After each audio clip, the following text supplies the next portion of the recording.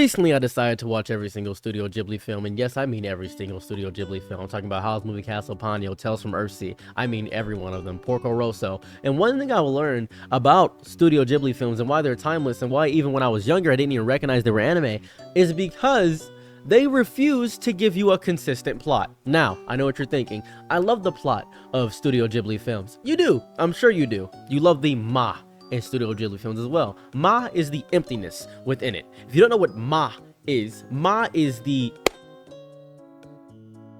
time in between that clap is Ma. The time in between the clap, the time where there was nothingness, to appreciate the stillness and the silence. There's so many moments in Studio Ghibli films, like in Princess Mononoke, where there's just nothing. There is just the scenery that you have to deal with. You have to deal with the loveliness of the world. Family Guy is a show that I could watch without looking at the screen. I could watch it without looking at it. There are many things I could watch without looking at them because the visual gags are not prevalent. They don't need to be there. I could just watch a still image and listen to the conversation like a podcast is how I feel about Family Guy. There are certain shows where I could put on, like Futurama, where I don't need the visual stimulation. I just need the noise to fill in the white blank noise within that. With Studio Ghibli films, there is not that. I have to be present. I could go to sleep to a Studio Ghibli film, obviously, but I have to be there within the film. I have to be a part of the world, and it refuses to explain its magic. How does Howl's magic work? Do you know how much magic he has in reserve? Is there a name for the magic system? No, Howl is a wizard.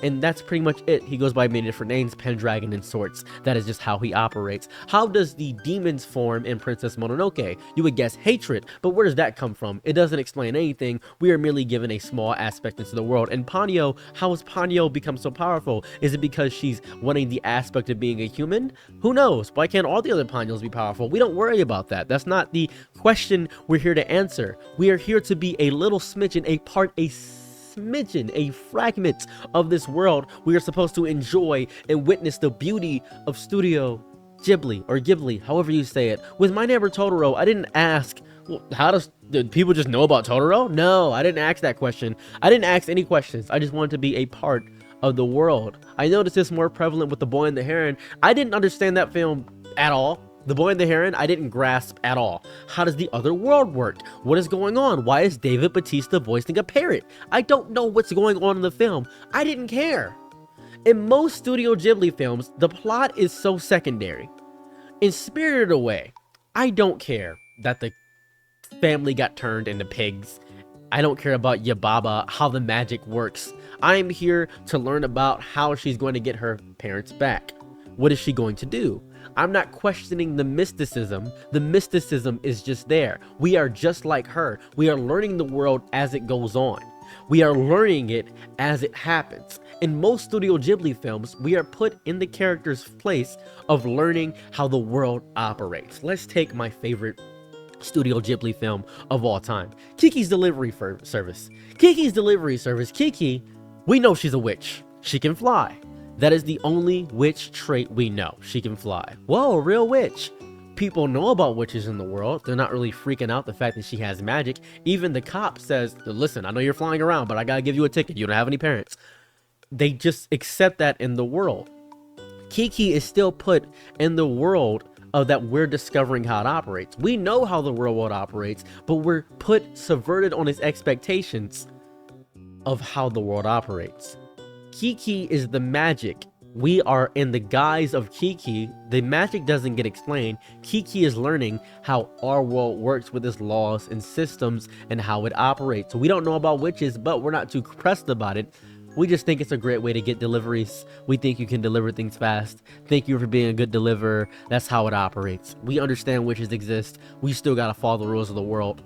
We are shown the mysticism, but put in the main guise of the mysticism. With a movie like Howl's Moving Castle. Howl's Moving Castle, Sophie has no idea of how all the magic operates and works. She gets turned to an old lady, and then the Witch of the Waste says, I can't change you back. That's not how it works. I just know this, but I don't know how to break the curse. Well, get to learning. Anyways, I may be old, but you need my help. And she carries the dog up the steps. That is the entirety of the scene. And she doesn't care that she's old. She's just thinking, well, if there's a way to break this curse, it'll happen one day. She's just accepting the world. We are put in the guise of Sophie. She's the main character. We're seeing the world through her lens. We just have to accept that that is how the world operates. That is what happens. Hal pops into the scene. We're not explaining how Hal is an amazing wizard. We're not explaining how the castle works. We just get to show this is how the castle works. He's going to different areas, different locations. Does it break the time barrier? Nope, no idea. Anyways, next thing. Are there multiple castles? Who knows? We're just here in the world. We're here to experience it. We're not here to question. The reason I love this so much is because it is very reminiscent of my favorite anime of all time, One Piece. One Piece, we don't know how devil fruits work. We have no clue. There is barely a power scaling system in the series. There is no definitive, oh, if you're Admiral level, then you're, oh, if you're Yonko level, then we know they're strong and great pirates. There's no definitive one. Some characters are not even ranked and just insanely strong in the show. They're just there. They're a mystery within the show. We don't know. We don't get a power ranking system within everything. We just get to experience it as a subsidiary. We get to witness this world. When the boy and the heron, how does the heron use this magic? Can he use magic out? How does he use magic outside the world when it's been shown that? We don't know. We don't know. How does this world exist? We don't know. But doesn't it look beautiful? Take a moment and take in the scenery of Studio Ghibli. Take in a moment and listen to the music, the mysticism behind everything. It refuses to explain its magic because the magic isn't the prevalent part of the series, the show. The magic isn't the prevalent part. So many shows want to explain how everything happens.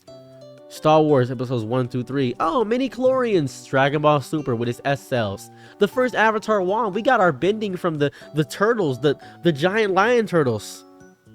The mysticism is what keeps me invested.